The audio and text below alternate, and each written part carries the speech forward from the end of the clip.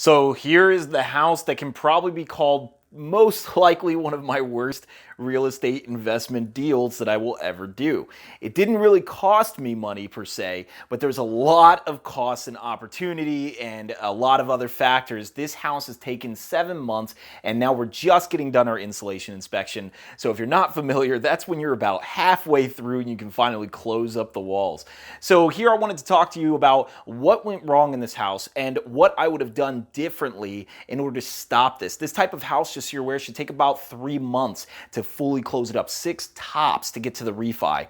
So, I mean, realistically, a drastic fail here. However, like I said, I'm not losing money on this deal. It's just costing me theoretical money going forward. And let's talk about it in this video.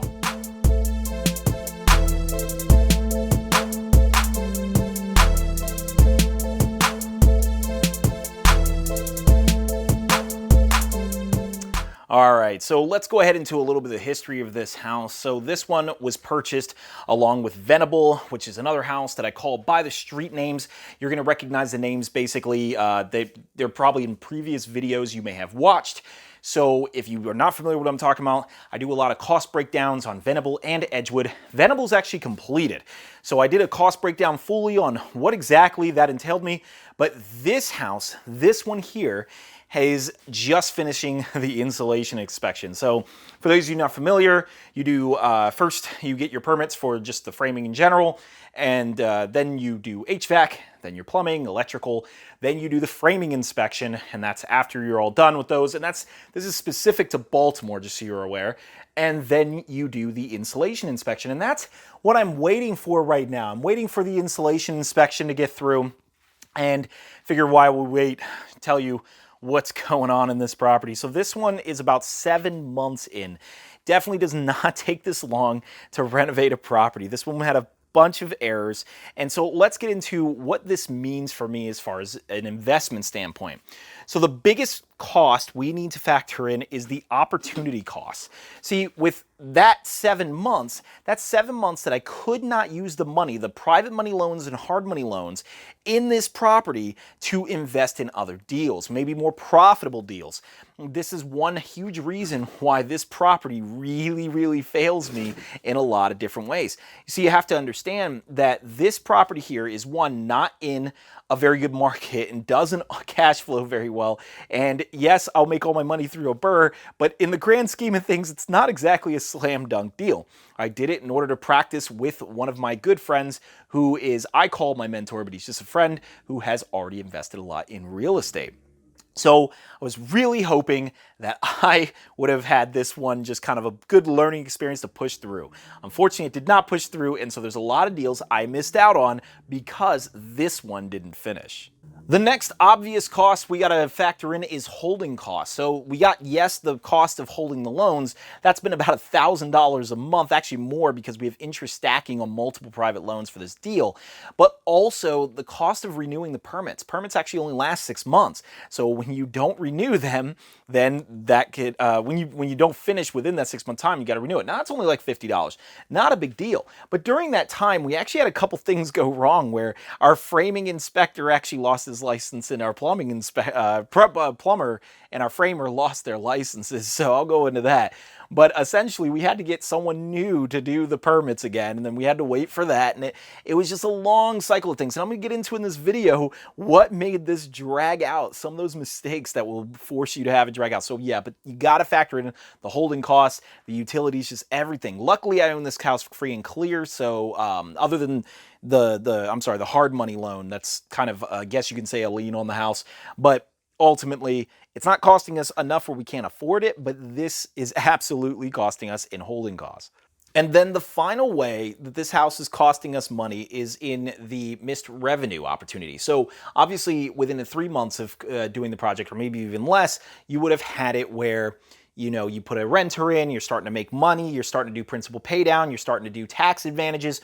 all of that stuff. Well, we get none of that during this entire time. Yeah, we can depreciate the cost of a lot of these expenditures over the course of 27 years in our taxes, but otherwise, we're not getting anything in regards to actual revenue. So we lose on holding costs, we lose on potential revenue missed, and then the opportunity costs we could have used for the private loans down the road. So this is all in all a loss. Now, let's hope maybe this is going to be a good deal. Well, unfortunately, that is another reason why this is probably a bit of a failure and one of the worst projects that I'm going to participate in going forward in my renovation career. So as far as the numbers on this property, let's go into it. It's a $22,000 house that I bought it for. I bought it straight cash, and then we're going to put about $80,000 in renovation for it. Now, we may hit that mark, maybe with the loans and the extension, we might hit it a little further. So let's just say 90, even 100,000. It doesn't really matter. Well, the appraisal on this home is going to be about 160.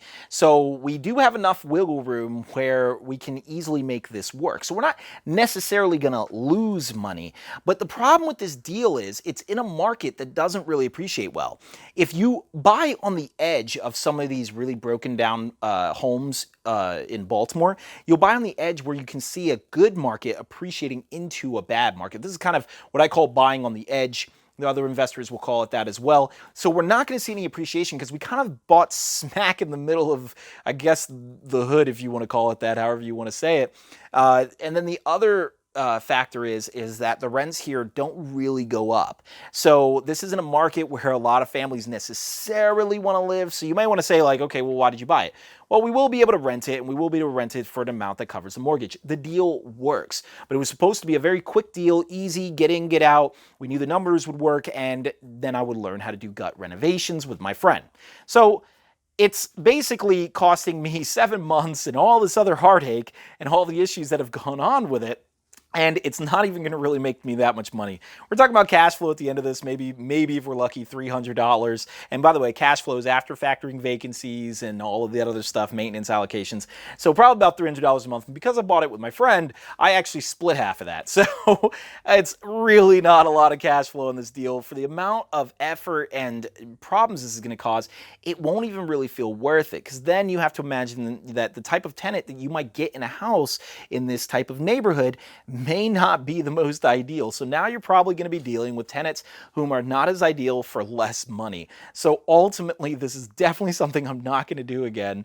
But hey, you got to go through these learning experiences. That is the investing journey. Got to just jump into it. You're going to make some mistakes, and this one was mine. So let's go ahead and talk to you about what mistakes were made on this deal. So the first mistake I made on this deal was trying to get the lowest bidder. So my friend really wanted to get the lowest bidder on all of this, anything, the framing, the insulation, I mean, all of it. If it was anything, we had to get the lowest bidder. Now, admittedly, as real estate investors, we do need to seek lower prices than what homeowners pay. This is absolutely essential, but you also don't want to spend so much time getting the lowest bidder for two different reasons. Number one, it could take you a while to get that lowest bidder. You have to interview contractor after contractor, negotiations. You don't know if they're going to try to upsell you and all that. So that did take a while. But two, our framer and our, some of the contractors we hired were terrible.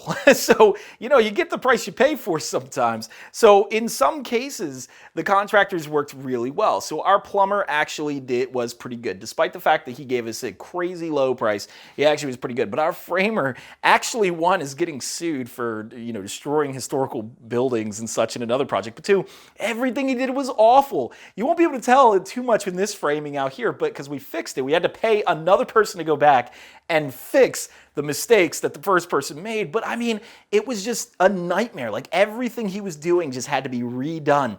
It was so terrible as far as, some of the pictures I'm putting up here that you're able to see, just showing if you happen to be a framer, you kind of already know the quality. I mean, everything was crooked. There was a lot of backward-ass structures going on here. And there were some things he didn't even think to do, like putting up joist hangers on some of these really old beams. He didn't do that. It was actually other contractors who came afterward after we fired him. He didn't do our porch correctly. A lot of this that you see here was all crooked. everything was like really jagged and crooked. They aligned that back up. You may actually be able to see here behind me, there was a lot of mortar work that had to be done and it had to be reframed. That was all awful. He framed the outside exterior all poorly. I mean, everything was really poorly done.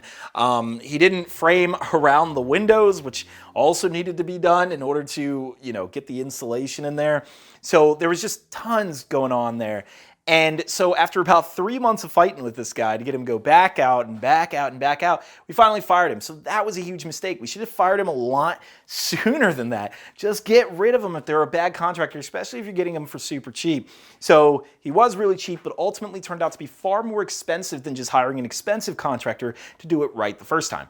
Now, I'm not saying to get an expensive contractor, but what I am saying is I wouldn't necessarily hire the cheapest one either. There should be a definite middle of the road in that, and that's the one you want. Someone who's reliable will be a lot cheaper than someone who's doing it at a low cost and needs to constantly come back. Now, he wasn't the only one who was actually really terrible for us. We actually had a bad HVAC guy. He kind of was doing the work half-assed all over the place. Our plumber, like I said, was good, but I mean, ultimately, it really tore us apart. And what our plumber was doing wrong, though, was one thing was he kind of almost didn't want to change the gas lines. So since he was doing everything so cheap, he was really incentivized to use as little material as possible because we had an all-inclusive deal. So what that meant was when it came down to the gas lines failing, what happens is they have to do a pressure test on the gas lines, make sure it gets up to 20 PSI. Well, it kept dropping after a period of time. And it shouldn't do that if the gas lines are appropriately sized.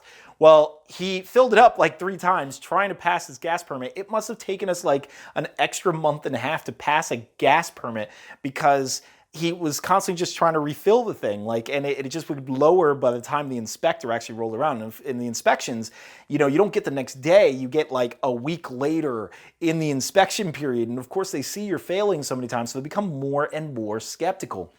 So eventually, I just was like, nope, you know what? If we're going to rent this place, I'm not having this like the house could explode because we want to be cheap. I finally overrode my partner on this, and I was like, I'm hiring someone else to do the gas lines right. So we did do all 2 gas lines, but it was a little absurd that we had to wait that amount of time. And it's really because, once again, we were being a little too cheap for this project, and we needed to maybe spend a little bit more to get that quality we needed. So a third thing that I probably made the mistake on is partnering with somebody who was way too busy for this job.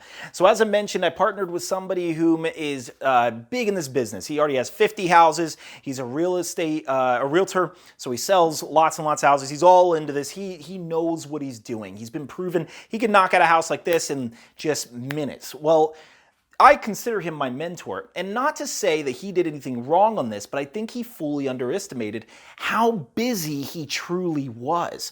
See, for this project, you have to imagine of all the things he's doing, like he's buying 13-unit buildings, he's selling houses that make him 5, 10, 30 grand, whatever in a deal, especially in the DC area where he also sells.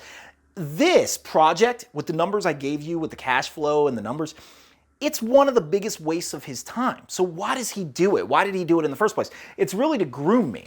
This entire project was to groom me so I can be part of his team because I don't know what I'm doing, and so he can give me the knowledge and skills necessary. However, he underestimated how much time would be needed for this. Almost every time anything happened, I have a question about it. And it's not my fault, and he understands that, but I can't be automated where I can run and do this on my own.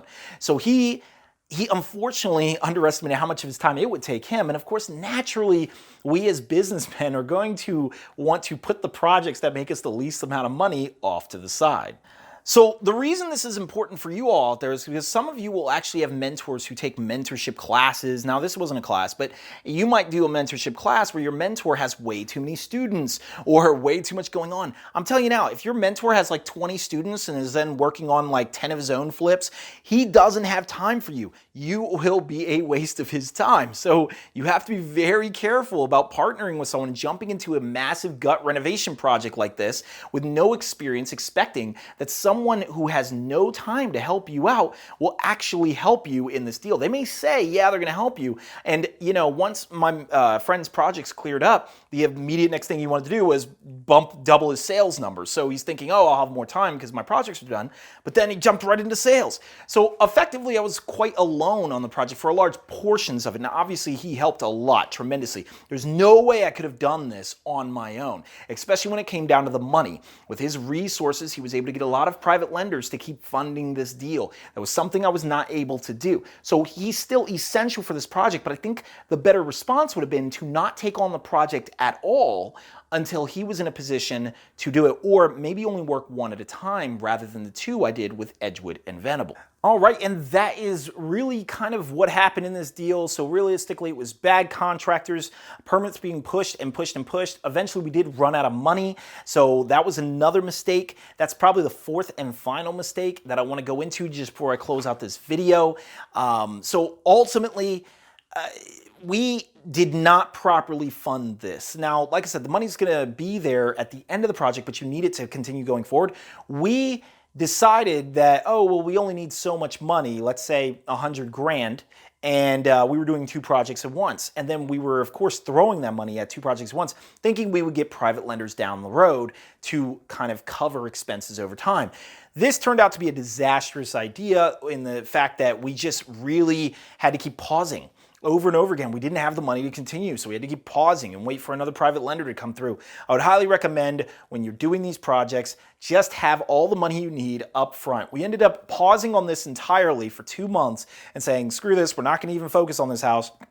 And we're just going to finish Edgewood or Venable, and then that house, once it refis, we'll take that money and dump it in here. But what that means is you're just making this sit here. I mean, this is already a blight in a community that doesn't really need any more blights. So it's unfortunate that that happened, but I would definitely go into it knowing, all right, this is where the money's going to come from.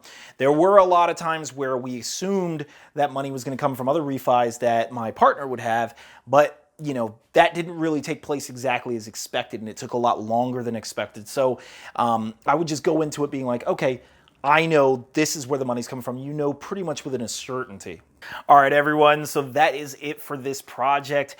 Certainly a lot of mistakes to be had. Definitely a lot of things I learned from this one. If you admire the courage it takes for me to get up here and tell you all my mistakes on a property here on YouTube, not saying, oh yeah, I'm successful at everything I do, then absolutely give me a thumbs up. Give me a like on this video. I would definitely appreciate it. Subscribe if you haven't. We're going to do a lot more videos like this. Not all the other projects actually turned out as bad as this one. This wasn't disastrous. I didn't lose money, but still, it's not as bad, but there are still mistakes to be talked about, things that you can learn from those mistakes. So let me know in the comments below what you thought of this whole project, if you agree with the mistakes that I made, and I'll talk to you all really soon.